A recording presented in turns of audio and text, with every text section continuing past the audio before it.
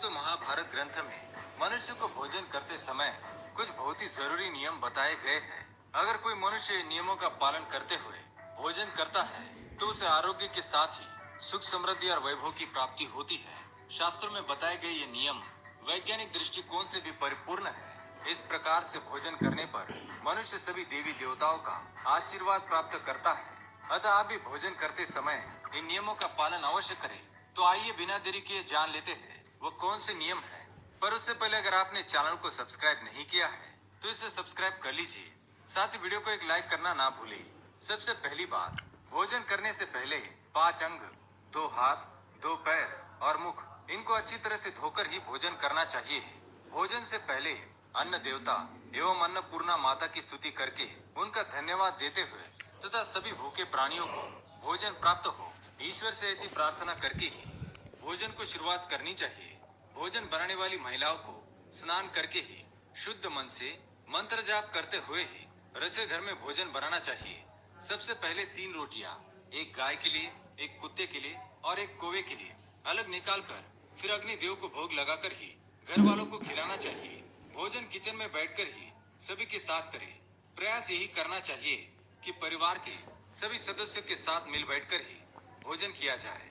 नियम अनुसार अलग अलग भोजन करने से परिवार के सदस्यों में प्रेम और एकता कायम नहीं हो पाती है। भोजन का समय प्रातः और सायंकाल ही भोजन का विधान है, क्योंकि पचन क्रिया की जठराग्नि सूर्योदय से 2 घंटे के बाद तक एवं सूर्यास्त से 2.5 घंटे पहले तक प्रबल रहती है।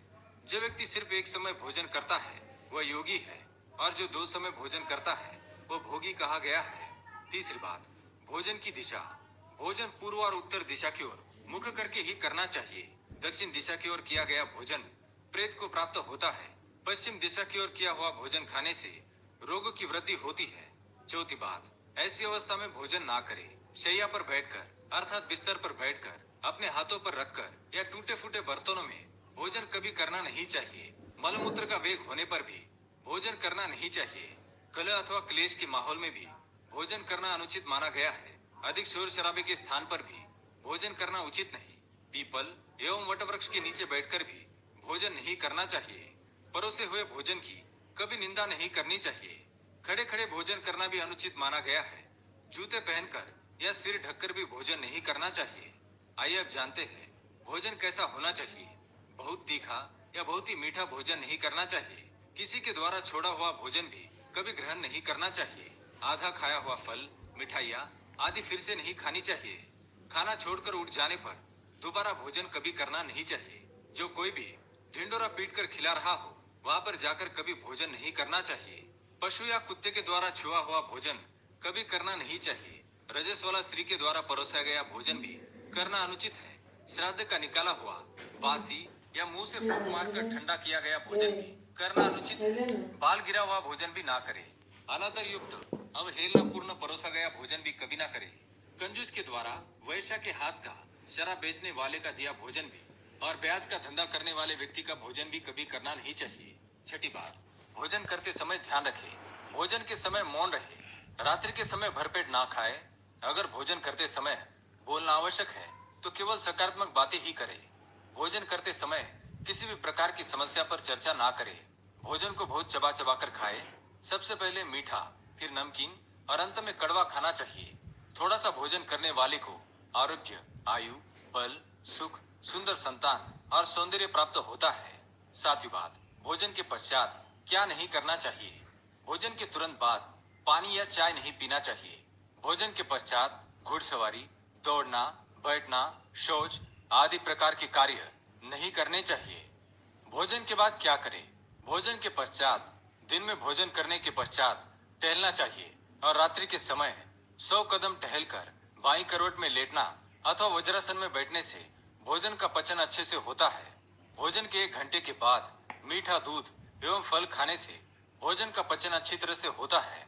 भीष्म पितामह ने अर्जुन को दिए महत्वपूर्ण संदेशों में कहा गया है कि जिस थाली को किसी का पैर लग जाए उस थाली का त्याग करना चाहिए। ऐसी थाली विष्ठा के समान त्याज्य होती है। भीष्म पितामह कहते हैं कि भोजन के दौरान थाली में बाल आने पर उसे वहीं पर छोड़ देना चाहिए।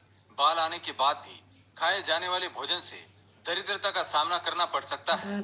भोजन पूर्व जिस थाली को कोई लांग कर गया हो, ऐसे भोजन को भी कभी ग्रहण नहीं करना चाहिए। इसे कीचड़ के समान छोड़ देने वाला समझना चाहिए।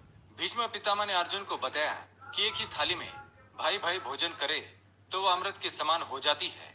ऐसे भोजन से धन धान्य, स्वास्थ्य और लक्ष्मी की वृद्धि होती है। भीष्म पितामह के अनुसार पति पत्नी को एक ही थाली में भोजन करने को निषिद्ध माना गया है। भीष्म पितामह के अनुसार एक ही थाली में पति पत्नी भोजन करते हैं तो ऐसी थाली मादक पदार्थों से भरी मानी जाने वाली होती है। पत्नी को पति के भोजन के उपरांत ही भोजन करना चाहिए। इससे घर में सुख समृद्धि बढ़ती है। तो दोस्तों, ये थी वो महत्वपूर्ण बातें जो महाभारत में बताई गई है। अगर ये जानकारी आपको पसंद आई तो वीडियो को लाइक करें, कमेंट में जय मां अन्नपूर्णा अवश्य लिखें, साथ ही चैनल को सब्सक्राइब करें ताकि आप ऐसे आध्यात्मिक जानकारी वाले वीडियो देख सके। धन्यवाद।